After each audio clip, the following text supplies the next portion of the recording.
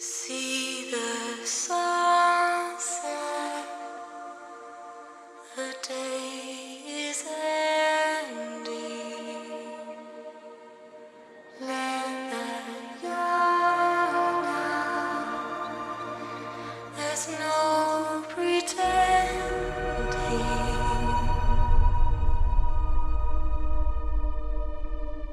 I will hold you and protect you.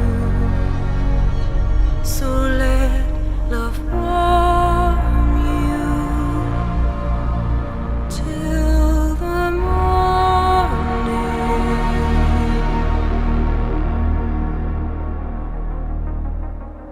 I'll stay with you by your side. Close your tired eyes. I'll wait, and soon I'll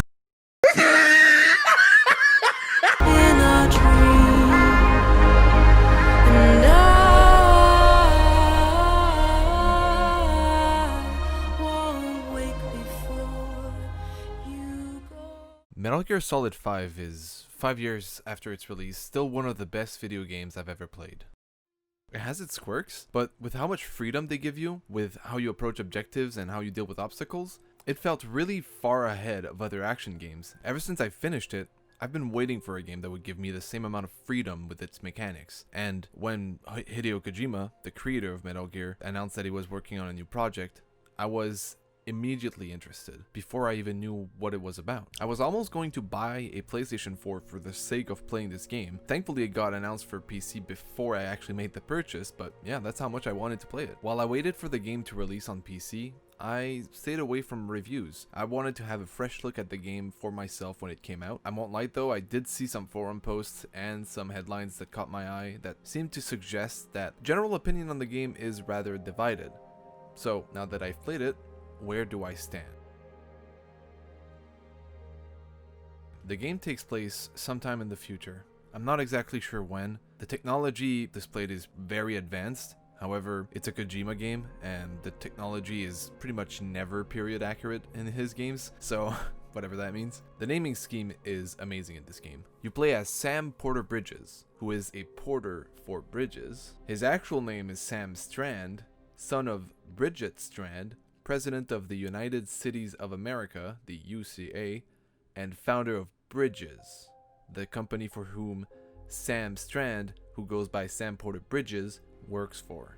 If you're not following, don't worry, it's not super important. So Bridget, founder of Bridges, is dying of cancer. So as a dying wish, she asks Sam, her son, Sam Porter Bridges, to reconnect America, who has been disconnected because of the Death Stranding. So as far as I understand it, the Death Stranding is a sort of event that is currently going on in the time period in which the game takes place. It affects the world in many different ways that generally make it a pain in the ass. As I mentioned, Sam, the protagonist, has to reconnect America through deliveries.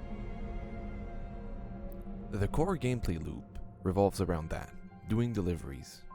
As stated previously, the Death Stranding changed the world in many ways, which make those deliveries much harder than they realistically should be. What a thrill. The first one is the rain, and how very common it is, and how it changed. It is now called the timefall. Anything it touches, be it infrastructure or human beings, ages at an accelerated rate. This means that all of the infrastructure set in place you would normally find in America, like roads and systematic racism, are just gone. And the fact that roads are gone means that it's really hard to deliver large containers of whatever bullshit. It goes without saying that cars are mostly gone too, but not those ones. But you're not allowed to take those that belong to Bridges. But you're also part of Bridges, but apparently being tasked with reconnecting an entire nation doesn't warrant a vehicle, but whatever. The fact that the entire country is essentially back to being nothing but wilderness means that the deliveries have to be made on foot for the most part, and you'll have to avoid the rain as much as possible since it messes up with your packages real bad. The Death Stranding also brought upon other changes to the world. The Death Stranding is the overlap between the world of the dead and the living, and causes BTs, or beached things, to roam the world. The BTs are dead beings that have lost their ways and sort of just wander around the world attacking anything they come across them, and you must either avoid conflict or defeat them to proceed. The Death Stranding also brought Carhelium into the world, which is a type of supernatural ore crystal kind of thing that allows most of the future technology things to exist in this world. It's found a bit around the world and it's dropped by BTs, and they can be used to acquire some more equipment. Then there's mules. They are people that are obsessed with making deliveries and will try to steal yours if they ever see you. Oh, and some people just want to kill you too, for no specific reason, they just want to do it. Either of these groups can be dealt with by either avoiding them or fighting back, but you can't fight back too hard. You see, the Death Stranding also causes corpses to void out, which is a giant explosion that will consume everything within its radius. That means that lethal means of dealing with them is a big no-no, unless you really want to waste time going to an incinerator afterwards to burn the body. Thankfully, the game does provide a lot of non-lethal ways to deal with people. My favorite is probably just to freaking chuck packages at them at the expense of the integrity of said packages.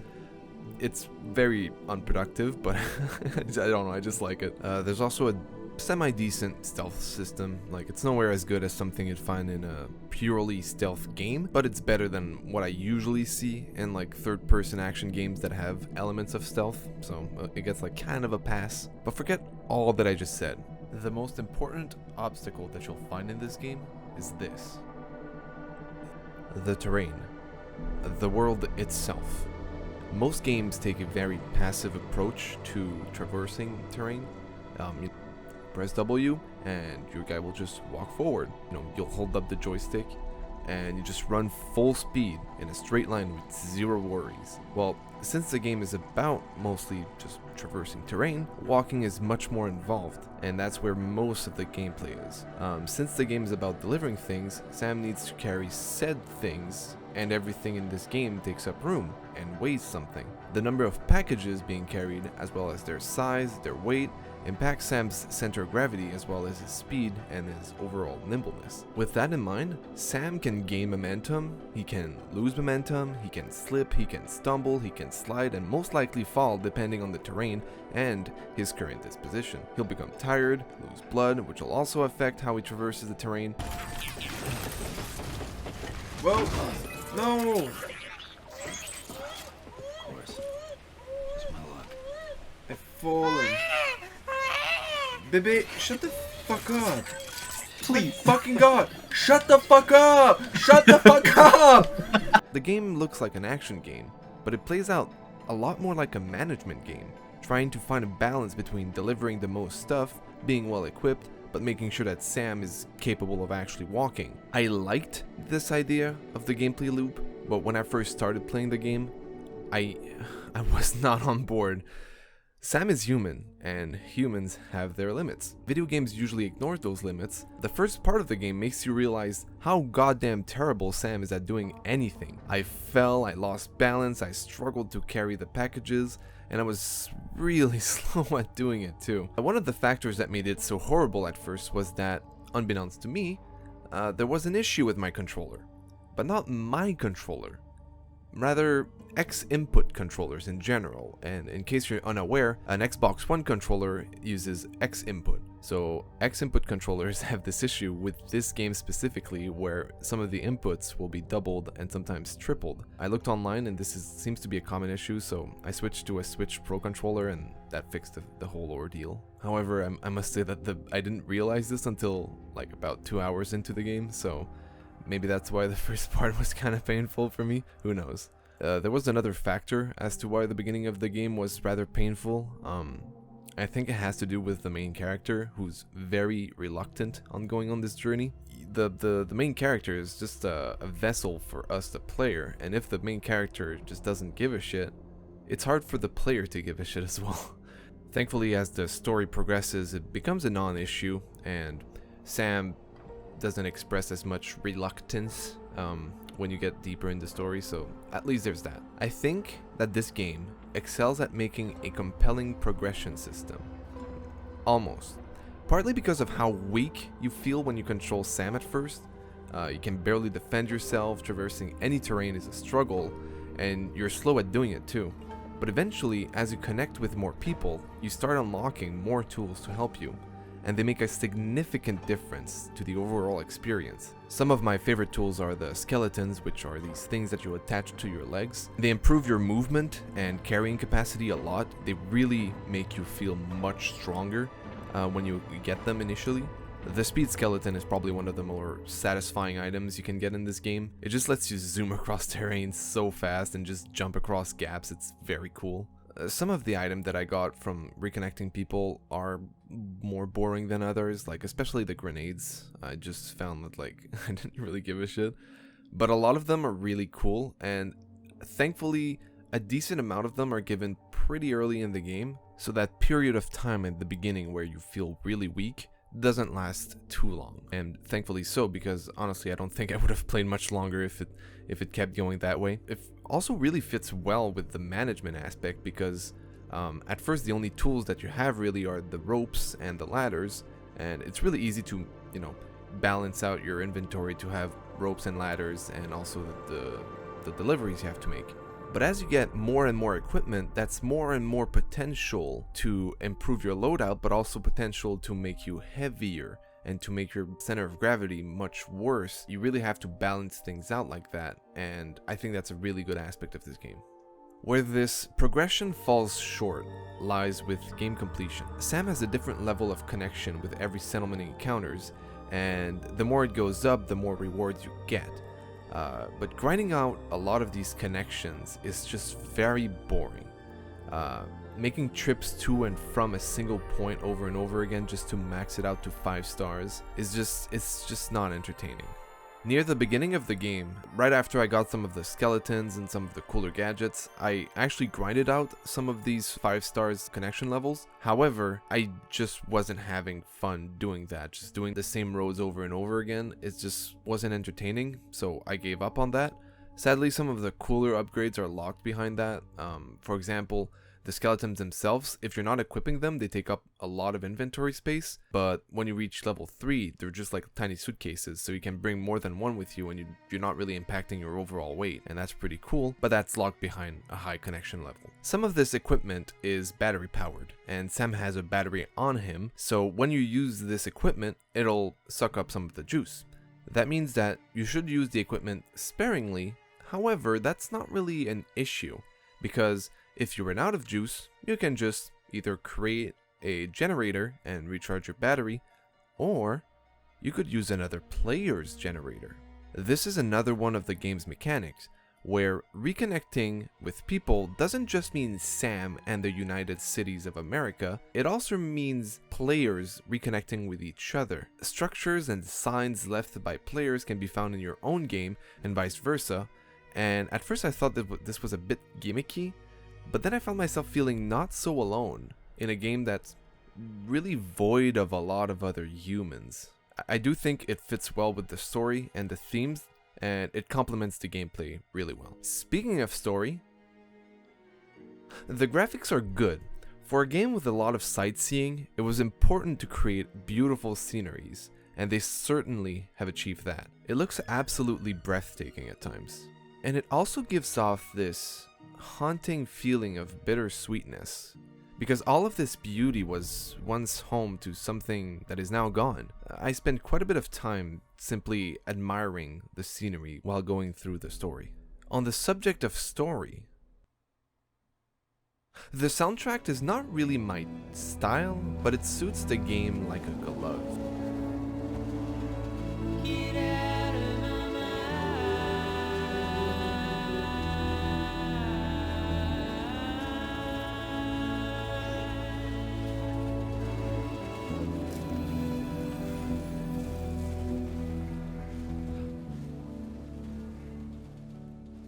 For the most part, the game is spent traversing terrain without much in terms of traditional enemies, and having calming indie music play, it just felt right. When you do encounter enemies, the sound effects and music shift to a harsher sound, which gives off ominous vibes.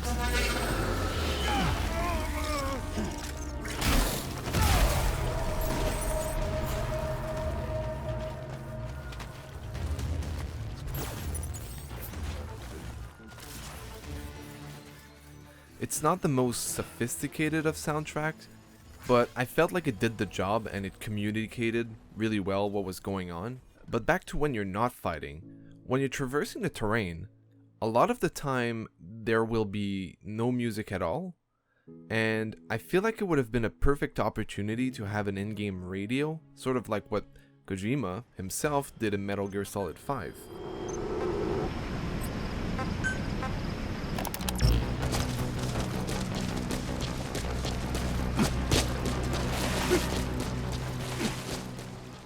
Which, speaking of things they should have copied from Metal Gear Solid 5, the interviews. This game has many interviews with insight on the game's world, but I read none of them because I wanted to actually play the video game. These interviews act as info dumps, and although I'm fine with having a lot of information being dumped on me, I don't like it when it requires me to stop what I'm doing and read pages and pages, pretty much since I've been spoiled by the Phantom Pain. In that game, those info dumps happened in the form of cassettes, which you could just listen to anytime, so I would just casually listen to them when walking from one objective to the other. Boss, about those invalids you saw. This would have been perfect for Death Stranding, since most of the game is spent just traversing the world in almost complete silence. Having either a radio with the game's soundtrack or audio forms of the interviews would have been perfect game design choices in my opinion, and I was really sad when I realized that that wasn't a thing. Speaking of things that this game should have had, good car physics. At some point in the story, you get access to motorcycles and eventually trucks. Now, the trucks are decent, I'll give them that. They allow you to carry a lot more cargo, and it's decent off-road and it goes to a decent speed. It's just a bit heavy and big, and therefore it does poorly in some environments, but overall, it's a pretty good deal. The motorcycle, however, is beyond my understanding. It doesn't really work at all. It's supposed to be used on flat terrain that stretches long distances, I get that. But even then, I found it was more of a hassle to use than to just run. The other complaints I have in terms of gameplay are minor. Sometimes Sam's animation aren't really coherent with what's happening. For example, he'll go down a hill and gain a lot of momentum, and then he'll run into a wall and nothing bad will happen out of it. Which, you know, the game tells you that if your momentum stops suddenly, usually that's a bad thing, but in this case I guess that doesn't matter. It's the sort of thing that you feel like it should hurt him, but then it doesn't. It's not all bad though, because this is a case of where I should have been hurt and then I didn't get hurt. It's not as bad as if I did get hurt when I wasn't supposed to get hurt, so it's not super frustrating, it's just a bit jarring and ruins the immersion, if you know what I'm saying. My biggest issue with the game lies with its story. The world and the concept created are pretty cool, but the way the story is presented is mostly just a series of info dumps. Not much is showed, everything is mostly just told. This wouldn't be such an issue if the game didn't start with an enormous 2-hour long info dump and ended with what felt like a 4-hour one. The middle has some story elements, but most of the story lies with the prologue and the ending. The ending is especially insulting, with a sequence that felt particularly boring, where little bits of information are given to you in the most stretched out way possible. If you've played the game, you know what I'm talking about. That ending, Jesus Christ. It's not all bad, however. The technology used for the characters is very impressive, and the emotions conveyed by the characters are realistic and believable. I do feel like giving emotions to these scenes isn't good enough to forgive the awful writing and, at times, cringy dialogue. And the game should have been more spread out. You can't forgive the fact that this game has a beginning, a game, and then an end. That's not a story structure, that's just a movie with a game in the middle. That's it. Really, during the game, in terms of story, you don't really get a lot of progression in the plot. Most of that progression is made in the prologue and at the end of the game. In the middle, it's mostly just character development, which it has its own value, but I feel like this is just poor planning or poor writing. Speaking of characters, one of these characters is a fetus. The fetus is a BB unit, a bridge baby. It's a tool meant to help in the fight against BTs. Throughout the game, Sam becomes attached to the baby and even gives it a name. Seeing their relationship evolve and how Sam starts to care for the child is one of the stronger points of the game, and it probably is what redeems Sam as a character for me. In conclusion, this game is unique and I'm happy that it exists and that I got to play it. I'm also happy that I endured through the first part of the game that I found to be not so fun. Once you start getting gadgets, it becomes a fun experience, and I had a really good time wandering around the world. It's far from perfect. Some would say it's flawed, and they are correct. Although I'm done playing for now, I can see myself going back to it in the future, no problem. I can safely say that I've never played anything like this before, and I can't wait to see what's next for Kojima's team. If you're fine with having a more laid-back game where the challenge lies somewhere else than in the combat, or if you're just looking for something unique and you don't mind having a subpar story with awkward dialogue, I can't recommend this game enough. Heavy blows, dirty eyes, sweaty clothes, the routine that I've